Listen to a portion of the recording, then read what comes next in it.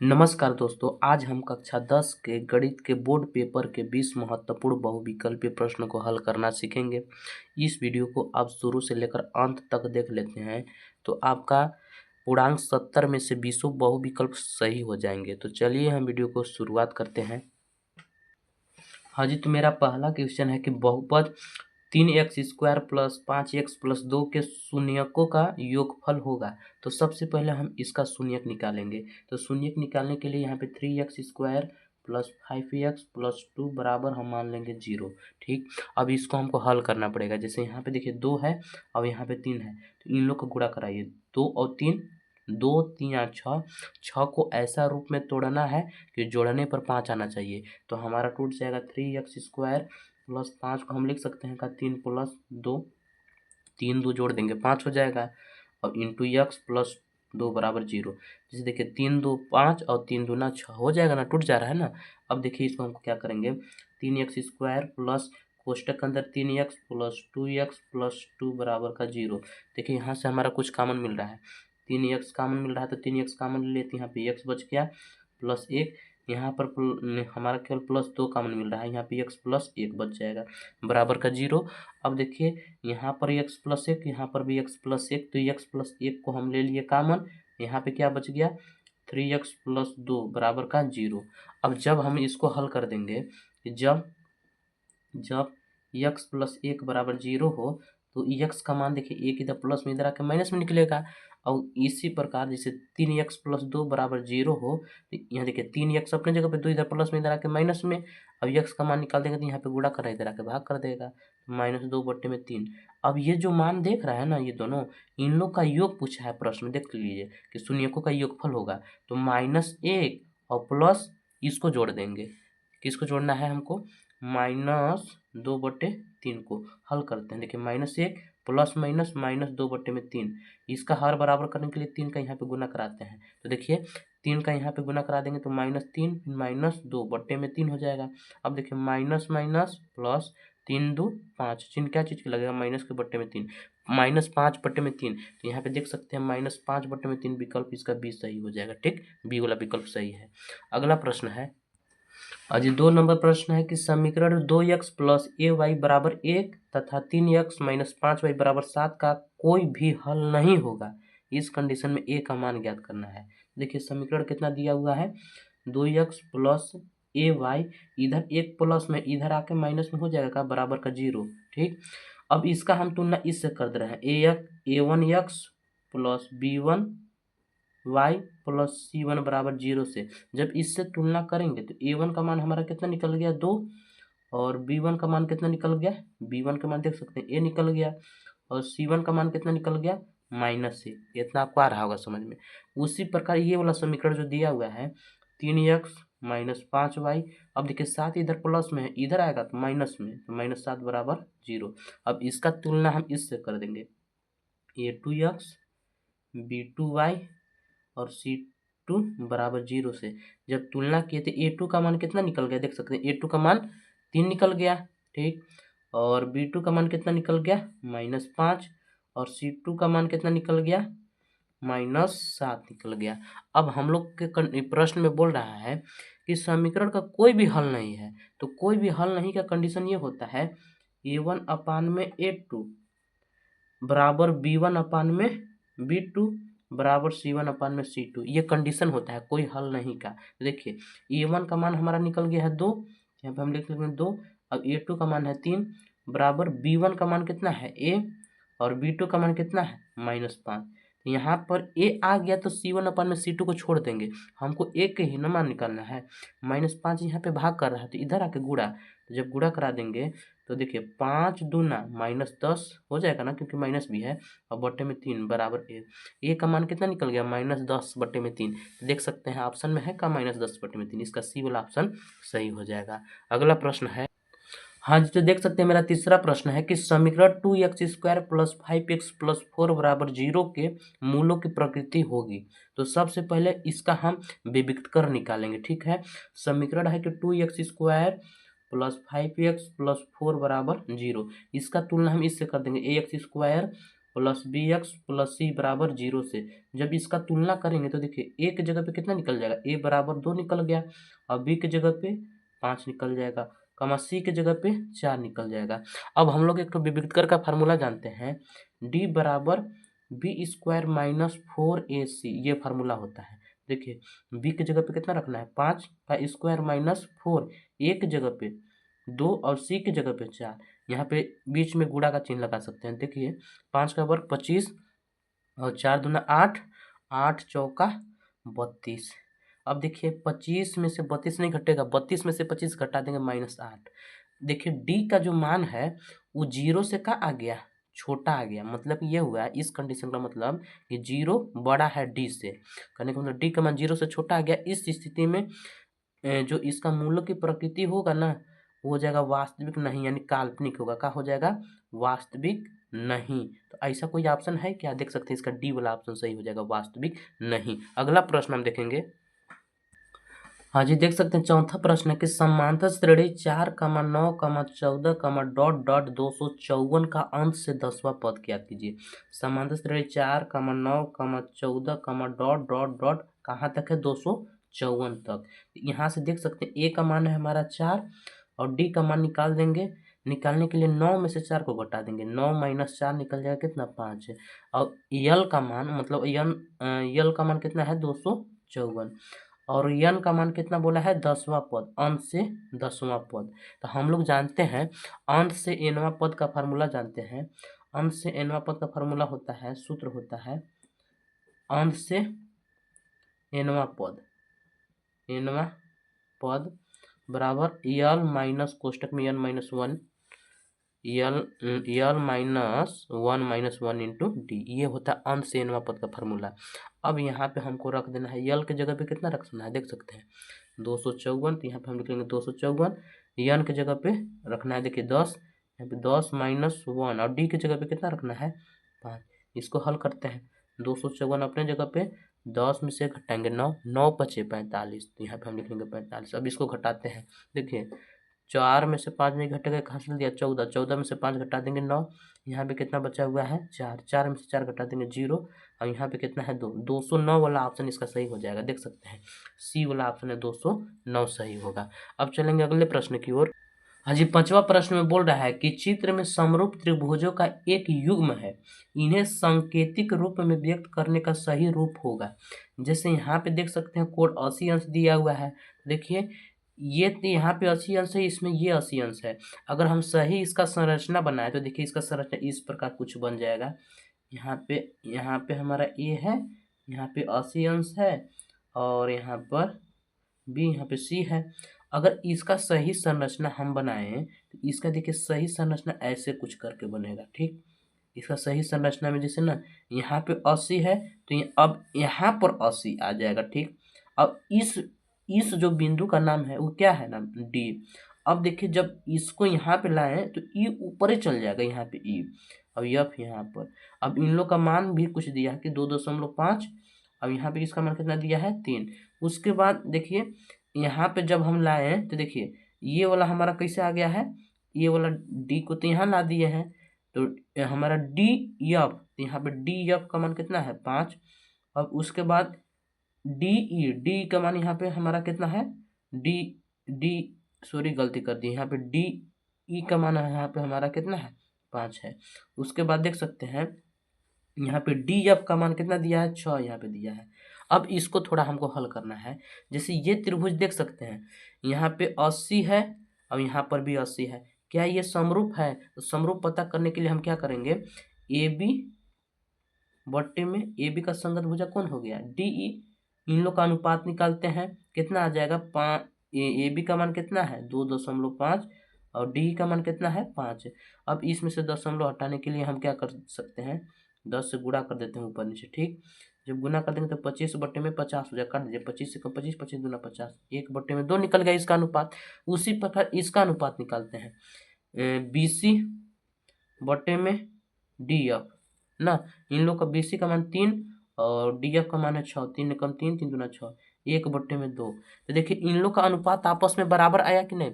अब इसमें एक ठो कोण भी बराबर है, तो हम कह सकते हैं, क्या कह सकते हैं कि जो त्रिभुज ए बी सी है वो क्या है, समरूप है। त्रिभुज किसका, ए बी सी। ऐसे पढ़े ए बी सी, इसी प्रकार इसको पढ़िए ई डी एफ, त्रिभुज ई डी एफ। कौन कंडीशन से, तो दो ठो भुजा बराबर हो रहा है, एक ठो कोण जिसको हम लोग कहते हैं यस ए यस। तो यहाँ पे कौन सा प्रतीक सही हो जाएगा इसका, देख सकते हैं A B C E D F, A B C E D F, ये देखिए सी इसका ऑप्शन सही हो जाएगा। ठीक, अब अगला प्रश्न की ओर चलेंगे। हाँ जी, छठवां प्रश्न है कि बिंदु -3, -4 की मूल बिंदु से दूरी है। जैसे निर्देशांक ज्यामिति आप लोग जानते हैं, यहाँ पे माइनस में मान देखना है।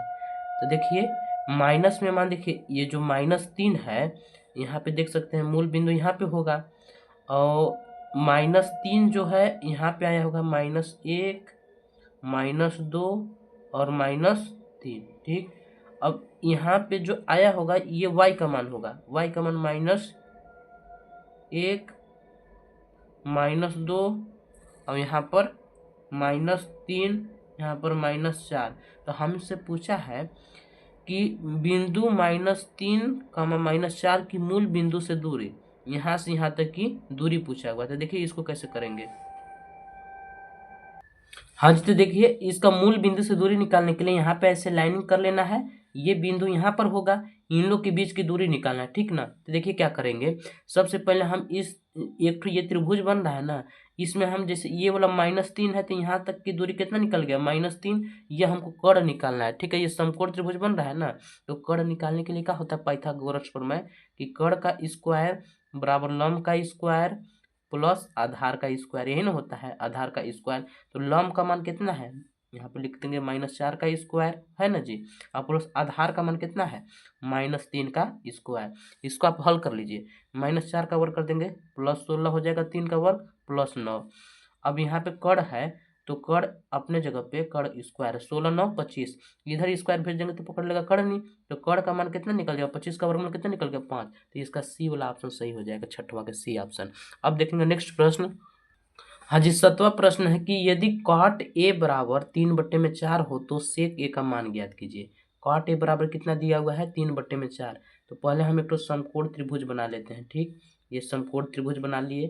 प्रश्न में दिया है कि cot a बराबर 3/4। आपको मालूम होगा कि cot थीटा बराबर होता है आधार बटे में लंब, क्या होता है, आधार बटे में लंब। जैसे ना टेन थीटा बराबर लंब बटे में आधार होता है, तो काट उल्टा ना होता है, आधार बटे में लंब हो जाएगा। अब इसका हमको नाम रख देना है ए, यहाँ पे बी, यहाँ पे सी।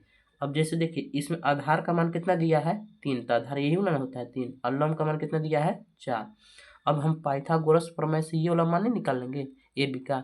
तो पाइथागोरस प्रमेय भी बताए थे आपको कि कर्ण का स्क्वायर बराबर लंब का स्क्वायर, तो लंब कितना है 4, 4 का स्क्वायर कीजिए 16, फिर प्लस आधार का स्क्वायर, तो आधार कितना है 3, 3 का स्क्वायर कर देंगे 9, 16 और 9 कितना हो जाएगा 25। तो कर्ण बराबर हम लिख सकते हैं रूट में 25, क्योंकि इधर वर्ग है तो इधर आके पकड़ लेगा करनी। अब करनी में 25 का वर्गमूल कितना निकल जाएगा 5, तो ये वाला हमारा कितना निकल गया 5। तो हमसे क्या पूछा हुआ है सेक ए, तो सेक ए बराबर होता है कर्ण बटे में आधार, का होता है कर्ण बटे में आधार, कर्ण बटे में आधार। तो देख सकते हैं इसमें सेक के बराबर, जैसे कॉस ए बराबर आधार बटे में कर्ण होता है, तो सेक ए उल्टा उल्टा हो जाएगा, कर्ण बट्टे में आधार हो जाएगा। तो कर्ण का मान कितना है देख सकते हैं, कर्ण का मान इसका 5 और आधार का मान कितना है 3, 5/3 वाला ऑप्शन इसका डी वाला ऑप्शन सही हो जाएगा। अगला प्रश्न की ओर चल।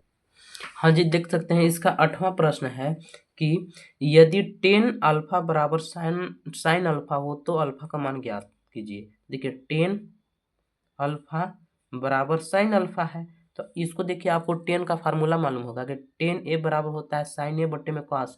इसको लिख सकते हैं साइन अल्फा बट्टे में कॉस अल्फा बराबर साइन अल्फा। ठीक, ई अल्फा का चिन्ह है, ठीक है। अल्फा से अल्फा कट गया आपका, तो यहाँ पे क्या बच गया ए, और कॉस का यहाँ पे 1 बचा है ना, तो कॉस का 1 में गुना कराएंगे तो हो जाएगा कॉस अल्फा। अब ये देखना है कि कॉस में कितने अंश का मान 1 होता है, तो कॉस 0 अंश का मान होता है 1, तो यानी कॉस यहाँ पे अल्फा लिख सकते हैं, कॉस से कॉस कट गया, अल्फा का मान कितना निकल गया 0, तो इसका ए वाला ऑप्शन सही हो जाएगा 0। अगला प्रश्न।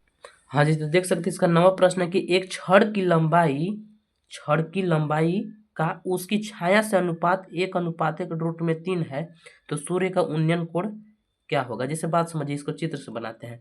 एक ठो छड़ है जिसकी छाया की लंबाई, जैसे देखिए छड़ की लंबाई का अनुपात 1 दिया है, ठीक, और उसकी छाया से अनुपात 1:3 है। तो देख सकते हैं इसका जो मान दिया है करनी में 3 दिया हुआ है। अब यहाँ पे पूछ रहा है तो यहाँ पे एक तो कोण बन रहा होगा, तो ये पूछा है कि सूर्य का उन्नयन कोण ज्ञात कीजिए। तो ऐसा बताइए मान, जैसे इसका मतलब ये 1/√3 है, तो बताइए ये लंब और ये आधार है ना, 10 में कितने अंश का मान 1/3 होता है। 10 में कितने अंश का मान 1/3 होता है। देख सकते हैं 30 अंश का मान 1/3 होता है। तो इसमें 30 वाला ऑप्शन, जैसे यहाँ पे लिख सकते हैं, जैसे 10 ए बराबर होता है कितना, 10 ए बराबर, यहाँ पे मान लीजिए एक कोण बन रहा है तो 10 थीटा बराबर होता है लंब बट्टे में आधार। तो यहाँ पे देख सकते हैं 10 ए अपने जगह पे, ठीक, इसको लिख सकते हैं 1/3 कितना अंश का मान होता है। तो 10 कितने अंश का मान होता है, 10 30 अंश का मान होता है। 10 से 10 कट जाएगा, ए का मान कितना निकल गया 30। तो इसका ऑप्शन 30 वाला ए वाला सही हो जाएगा, ठीक। अगले प्रश्न की ओर चलेंगे। हाँ जी, तो देख सकते हैं 10वां प्रश्न है कि एक वृत्त के व्यास के सिरों पर खींची गई समांतर स्पर्श रेखाओं की संख्या क्या होगी। एक वृत्त के व्यास के सिरों पर खींची गई समांतर रेखाओं की संख्या क्या होगी। जैसे आपका एक वृत्त है, ठीक, इसका व्यास बना लेते हैं, जिसका नाम ए रख देते हैं, इसका बी रख देते हैं। अब पूछा है कि इसके सिरों पर खींची गई स्पर्श रेखा, जैसे ऐसी स्पर्श रेखा खींच दी है, ठीक। अब इसमें बोल रहा है खींची गई स्पर्श रेखा समांतर स्पर्श रेखाओं की संख्या क्या होगी। तो देखिए, तो ये जो खींचे हैं वो कितने लाइनें खींचे हैं, दो ही ना खींचा जा सकता है जी। और एक कैसे खींच सकते हैं, बस इसको ऐसे खींच सकते हैं। इसमें बताइए कि कितनी रेखा खींचे जा सकते हैं, 2। तो इसका ऑप्शन नंबर सी सही हो जाएगा, 2 वाला। हाँ जी, तो देख सकते हैं इसका 11 नंबर प्रश्न है कि 12 सेंटीमीटर त्रिज्या वाले एक वृत्त के 60 अंश के कोण वाले त्रिज्य खंड का क्षेत्रफल ज्ञात कीजिए। जैसे एक वृत्त है, ठीक, जिसका यहाँ से यहाँ तक कोण कितना बन रहा है 60 अंश। अब यहाँ से जो बना है, अब इसका त्रिज्या कितना है 12, तो त्रिज्य खंड का ये पूरे का क्षेत्रफल पूछा हुआ है। तो हम लोग त्रिज्य खंड का क्षेत्रफल का फार्मूला जानते हैं। क्षेत्रफल का फार्मूला कि थीटा बट्टे में 360 पाई आर स्क्वायर। तो देखिए थीटा का मान कितना है आपका 60 बट्टे में 360 हो गया, ठीक जी। अब उसके बाद पाई का मान नहीं रखना है, ठीक। अब आर की जगह पे कितना है आपका 12, तो यहाँ पे लिख लेंगे गुणे 12 का स्क्वायर। अब ध्यान से समझना है, 0 से 0 काट दिए, 6 से कट गया 6 बार में, 36 कट न गया, 6 से 36 6 बार में। तो यहाँ पे 1/6 पाई, अब 12 का वर्ग कितना होता है 144। अब इसको काटना है आपको, तो चलिए इसको काटते हैं। 6 से ही कट जाएगा काजी, हाँ जी कट जाएगा, 6 दूना 12 और 2 हाथ लिया, 6 चौका 24, 24 पाई करके इसका आंसर आ जाएगा। 24 पाई देखिए कोई ऑप्शन में है क्या, हाँ जी इसका सी वाला ऑप्शन सही हो जाएगा, 24 पाई सेंटीमीटर स्क्वायर। हाँ जी, इसका 12 नंबर प्रश्न है कि यदि एक गोले का व्यास d हो तो उसका आयतन होगा। तो देखिए आपको मालूम होगा कि गोले का आयतन बराबर होता है 4/3 पाई आर क्यूब होता है ना जी। तो यहाँ पे आपको ये भी मालूम होगा कि व्यास d बराबर होता है 2r, होता है कि नहीं होता है। व्यास d बराबर का होता है 2r। तो देखिए इसको हम ऐसे लिख सकते हैं का, जैसे देखिए ध्यान से समझना है आपको।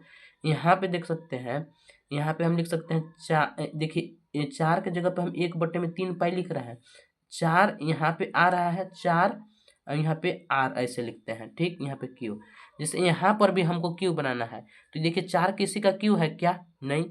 अगर हम 4 में 2 से गुना कर देते हैं, जैसे यहाँ पे 4 में 2 से गुना करते हैं, तो आपका यहाँ 2 से ऊपर नीचे गुना करा देते हैं। तो देखिए 4 में 2 से गुना करा देंगे तो यहाँ पे पहले 1 में और यहाँ गुना करा दें, 2 3 6 पाई हो गया, और 4 दूना 8 आर क्यू। इसको ऐसे भी तो लिखा जा सकता है 1/6 पाई 2r का क्यू लिख सकते हैं ना। तो 2r बराबर क्या है आपका d, तो यहाँ पे हम क्या लिख सकते हैं पाई बट्टे में 6 डी क्यू। ऐसा कोई ऑप्शन है क्या, यहाँ पे देख सकते हैं पाई बट्टे में 6 डी क्यू, इसका डी वाला ऑप्शन सही हो जाएगा। अगला प्रश्न, देखिए 13 नंबर प्रश्न है कि आर त्रिज्या के ठोस अर्धगोले का कुल पृष्ठीय क्षेत्रफल होगा, तो कुल पृष्ठीय क्षेत्रफल का फॉर्मूला होता है 3 पाई आर स्क्वायर। इसका ऑप्शन नंबर सी सही हो जाएगा, 3 पाई आर स्क्वायर। हाँ जी, तो देख सकते हैं इसका 14 नंबर है कि निम्नलिखित बारंबारता सारणी का माध्यक वर्ग होगा। तो सबसे पहले इसको हम हल करने के लिए सारणी खींच लेते हैं। ठीक, यहाँ पे आपको कितने कॉलम बनाना है, 3 कॉलम बना लेना है। कितने कॉलम, 3 कॉलम खींच लेना है। 3 कॉलम खींच दिए। अब देखिए यहाँ पे वर्ग अंतराल कितना दिया हुआ है, 0 से 5, 5 से 10, 10 से 15 और 15 से 20 और 20 से 30 से ही ना दिया हुआ है। अब इसका बारंबारता कितना दिया हुआ है, 4, 6, 5, 8, 2। अब यहाँ पे हम इसका निकालेंगे संचयी बारंबारता। क्या निकालेंगे, संचयी बारंबारता। तो संचयी बारंबारता निकालने का ट्रिक होता है कि यहाँ पे 4 है तो यहाँ पर भी 4 लिख दीजिए। अब ये 4 6 को जोड़िए, 10 हो गया, 10 5 15, 15 और 8 23, 23 और 2 25, ये निकल गया। उसके बाद हम इनको, जिसको हम लोग यन कहते हैं, यन निकालेंगे। यन का मान निकालने के लिए इन लोग की जो बारंबारता दिया है ना, इन लोग को जोड़ लीजिए। तो 4 6 10 5 15, 15 और 8 23, 2 25, ये कितना निकल गया, 25। यन का मान आपका कितना निकल गया, 25। तो अब हम निकालेंगे यन बट्टे में 2। यन बट्टे में 2 का मतलब 25 का आधा करिए, तो 25 बट्टे में 2 का आधा करेंगे तो 12.5 आ जाएगा। देखिए कि 12.5 किस संचयी बारंबारता पर होगा। जैसे यहाँ पर 10 तक मान है, यहाँ कितना तक मान है, 15 तक, तो 12 इसी पर आया होगा। इसके सामने वाला जो वर्ग अंतराल हो जाएगा वही माध्यिका वर्ग हो जाएगा। 10 से 15, 10 से 15 वाला कोई ऑप्शन है, 10 से 15, यही सी वाला ऑप्शन इसका हो जाएगा सही। अब चलते हैं नेक्स्ट प्रश्न की ओर। हाँ जी, इसका 15 नंबर प्रश्न है कि किसी बारंबारता सारणी के माध्य तथा माध्यिका क्रमशः 27 और 29 है तो इसका बहुलक होगा। देखिए माध्य कितना दिया हुआ है, इसका माध्य देखिए कितना है, 27, और माध्यिका कितना है, माध्यिका, माध्यिका कितना है इसका, माध्यिका, माध्यिका है इसका देख सकते हैं 29। अब बहुलक पूछा हुआ है ना, बहुलक बराबर क्वेश्चन मार्क। तो सूत्र हम लोग जानते हैं, क्या जानते हैं कि 3 माध्यिका, माध्यिका बराबर 2 माध्यक, 2 माध्यक प्लस बहुलक, प्लस बहुलक। ये हम लोग फार्मूला जानते हैं। माध्य, माध्यिका और बहुलक में संबंध, यहाँ पे माध्य होगा, माध्यक नहीं ना। अब ध्यान समझना है, 3 अपने जगह, माध्यिका का मान कितना है देख सकते हैं 29, तो यहाँ पे लिख देंगे 29, और 2 गुणे माध्य का मान कितना है 27, और यहाँ पे बहुलक ऐसे ही रहने देंगे, बहुलक। ठीक, अब ध्यान से समझिए, 29 दूना 98 और 27 दूना 54, 54 इधर प्लस में इधर आके माइनस में बराबर हो जाएगा बहुलक। ठीक, यहाँ पे लिख लेंगे बहुलक। अब घटा दीजिए, 58 में से 54 घटा देंगे, तो 58 में से 54 घटा देंगे तो आपका कितना बच जाएगा, सॉरी यहाँ पे गलती की, यहाँ पे 3 माध्यिका है इसलिए यहाँ पे 3 लिखेंगे ना। तो 3 से जब इसमें गुना करेंगे तो 9 3 27 के साथ हासिल 2 बच गया, और 3 दूना 6 2 8, 87 हो जाएगा। 87 में से 54 को घटाना है तो 7 में से 4 घटा देंगे 3, और यहाँ पे कितना है 8 में से 5 घटा देंगे 3, 33 16, इसका ऑप्शन सी सही हो जाएगा। ठीक, अब अगला प्रश्न है, हाँ जी, इसका 16 प्रश्न है कि निम्नलिखित सारणी का माध्य होगा। यहाँ पे माध्य निकालने के लिए आपको 3 कॉलम खींच लेना है, याद रखना कितने कॉलम, 3 कॉलम, 3 नहीं एक 4 कॉलम खींचना है। 4 कॉलम हम खींच लिए, 1 2 3 1 4 हो गया 4 कॉलम। अब ध्यान समझना है, वर्ग अंतराल कितना है, 0 से 10, 10 से 20, 20 से 30 और 30 से 40। अब यहाँ पे लिख लेंगे इन लोग की बारंबारता 2 1 4 3। अब मध्य बिंदु जिस, ये हमारा यफ आई निकला है ना, यक्स आई निकालने के लिए जो अंतराल दिख रहा है ना 0 से 10 को, इन लोग को जोड़ के आधा कर दीजिए। 0 और 10 जोड़ देंगे 10, 10 का आधा 5, 10 20 30 का आधा 15, 20 30 50 का आधा 25, अब ये आ जाएगा आपको 35। अब हम निकाल लेंगे यफ आई इंटू यक्स आई। तो इन लोग को यफ आई इंटू यक्स आई निकालने के लिए इनका गुना कराना है, 2 पचे 10, 15 एकम 15, 25 चौका 100 और 35 तिया, तो गुना कर लेते हैं, 5 तिया 15, 3 तिया 9, 105 हो जाएगा। ठीक, अब हम क्या निकालेंगे, सिग्मा एफ आई निकालेंगे। सिग्मा एफ आई का मतलब इसको जोड़ेंगे, ठीक है ना। देखिए 2 1 3, 3 और 4 7 3 10, एफ आई का मान निकल गया 10। इसको भी जोड़ लीजिए, sigma F I into X I. तो इसको निकालने के लिए जोड़ते हैं, 5 5 10 का 0 हासिल 1, 1 1 2, 2 और 1 3, अब यहाँ पे 1 1 2, 230 आ जाएगा ना। तो माध्य का फार्मूला होता है, माध्य बराबर sigma F I into X I बट्टे में सिग्मा एफ आई। देखिए इसका मान है 230 और बट्टे में 10, 0 से 0 काट देंगे, कितना आ गया 23। तो 23 करके है क्या आंसर, देख सकते हैं इसका ऑप्शन नंबर 20 सही हो जाएगा, 23 वाला। हाँ जी, तो हमारा 17 नंबर प्रश्न है कि एक अधिवर्ष में 53 सोमवार होने की प्रायिकता क्या होगी, ये हमसे पूछा हुआ है। तो आपको बता दें कि एक अधिवर्ष क्या होता है। एक अधिवर्ष में फरवरी आपका 29 दिन का होता है। कितने दिन का, 29 दिन का। इसलिए कुल दिनों की संख्या नॉर्मल वर्षों में 365 होता है। कितना होता है, 365। लेकिन इसमें अधिवर्ष में बोल रहा है, उसमें फरवरी 29 दिन का हो जाता है, जिसमें टोटल दिनों की संख्या कितना हो जाएगा, 366, जिसमें से 53 सोमवार होने की प्रायिकता होगी। जैसे इसको अगर आप 7 से भाग लगाएंगे ना, तो देखिए कितना आ जाएगा, 7 पच्चे 35, ठीक, एक हासिल दिया तो 16 हो गया, 7 दूना 14, शेषफल बच गया 2, यानी 52 सप्ताह 2 दिन बच रहा है ना जी। तो देखिए इसमें जो जो जैसे 52 सप्ताह होंगे टोटल, वो सोमवार होंगे, लेकिन इसमें बोला है कि 53 सोमवार होने की प्रायिकता क्या होगी। तो जो शेषफल बचा, ये घटना के अनुकूल हमारा परिणामों की संख्या है 2।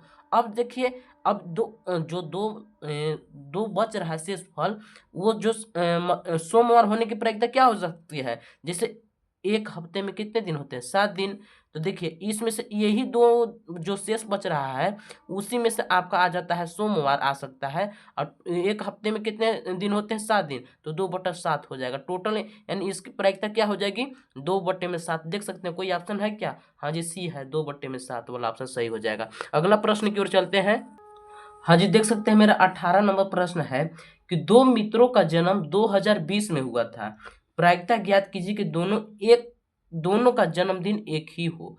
जैसे देखिए जो 2020 ईयर दिया हुआ है, इसमें क्या 4 से भाग ला जाएगा, चलिए देखते हैं 4 से भाग करके, 4 पच्चीस 20, 4 चौक 24। हाँ जी, तो ये जो भाग 4 से चला जा रहा है, इसका मतलब लीप ईयर है। कौन सा वो उस जो वह वर्ष है, वो कैसा ईयर है, लीप ईयर है। इसका मतलब ये हुआ उसमें जो टोटल दिनों की संख्या होगा, वो कितना हो जाएगा, 366 हो जाएगा। तो बोला जा रहा है कि दो मित्रों का जन्म 2020 में हुआ, तो प्रायिकता ज्ञात कीजिए दोनों का जन्मदिन एक ही हो। तो देखिए जन्म तो इन लोग का एक ही दिन हुआ होगा, तो घटना के अनुकूल परिणामों की संख्या कितना है, एक। अब उसमें से टोटल दिनों की संख्या कितना है आपका, 366। तो 1/366 वाला ऑप्शन सही हो जाएगा। देख सकते हैं है क्या कोई ऑप्शन, 1/366 वाला, यानी 20 का ऑप्शन सही हो जाएगा। हाँ जी, 19वां हमारा प्रश्न है कि दो बिंदुओं 2,3 और 4,1 के बीच की दूरी होगी। देखिए दो बिंदुओं के बीच की दूरी का फार्मूला क्या होता है, d बराबर x2 माइनस x1 का whole square plus y2 minus y1 का होल स्क्वायर। अब ये रूट में का अंदर होता है ये फार्मूला, ठीक है ना। तो यहाँ पे देख सकते हैं ये हमारा x1, ये है हमारा y1, और ये है हमारा x2, ये है हमारा y2। तो यहाँ पे मान रखिए x2 का मान कितना है, 4 माइनस x1 का 2 का होल स्क्वायर प्लस y2 का मान कितना है, 1 माइनस y1 का मान 3 का होल स्क्वायर। इसको आप हल कर दीजिए, 4 में से 2 को घटा देंगे तो बच जाएगा 2 का स्क्वायर, और फिर 1 में से 3 घटेगा, 3 में से घटा देंगे -2 बच गया। यहाँ पे लिख सकते हैं -2 का इसे स्क्वायर। अब देखिए 2 का वर्ग कर देंगे 4, और 2 का वर्ग कर देंगे 4, -2 का वर्ग भी करेंगे तो प्लस ही 4 आ जाएगा। अब देखिए 4 कितना होता है, रूट में आपका 8 हो जाएगा। इसको ऐसे लिख सकते हैं का, 4 गुणे 2। अब यहाँ पे ध्यान से समझना आपको, ये 4 का वर्गमूल कितना निकल जाएगा, 2, और रूट में केवल क्या बच जाएगा, 2। 2 करनी में 2 आंसर हो जाएगा। इसमें कोई ऑप्शन है का, हाँ जी देख सकते हैं सी वाला ऑप्शन इसका सही हो जाएगा। अब अगले प्रश्न की ओर चलेंगे। हाँ जी, 20वां मेरा प्रश्न है कि निम्नलिखित में अपरिमेय संख्या होगी। जैसे देखिए इसमें अपरिमेय संख्या बताना है, तो 25 का तो वर्गमूल निकल जाएगा 5, 5 तो मेरा परिमेय संख्या है। 81 का वर्गमूल निकल जाएगा 9, ये भी हमारा कौन संख्या है, परिमेय संख्या। अब 5 बट्टे में मान लीजिए 3 है, तो ये भी मेरा परिमेय संख्या है। लेकिन देखिए ये वाला ऑप्शन, डी वाला ऑप्शन कि 5 प्लस रूट में 2 है, ये तो परिमेय है, लेकिन एक कौन सा नंबर है, अपरिमेय। इसलिए दोनों टोटल को मिला देंगे तो बन जाएगा अपरिमेय ही। अगर यहाँ पे अपरिमेय नजर में आ रहा है, समझ लीजिएगा यही हमारा कौन संख्या है, अपरिमेय संख्या होगी, यानी डी वाला ऑप्शन सही हो जाएगा। उम्मीद करते हैं कि आपको 20 बहुविकल्पीय समझ में आया होगा। अगर वीडियो अच्छा लगा होगा तो वीडियो को लाइक कर लीजिएगा, और ऐसे ही वीडियो को देखने के लिए हमारे चैनल को सब्सक्राइब कर लीजिएगा।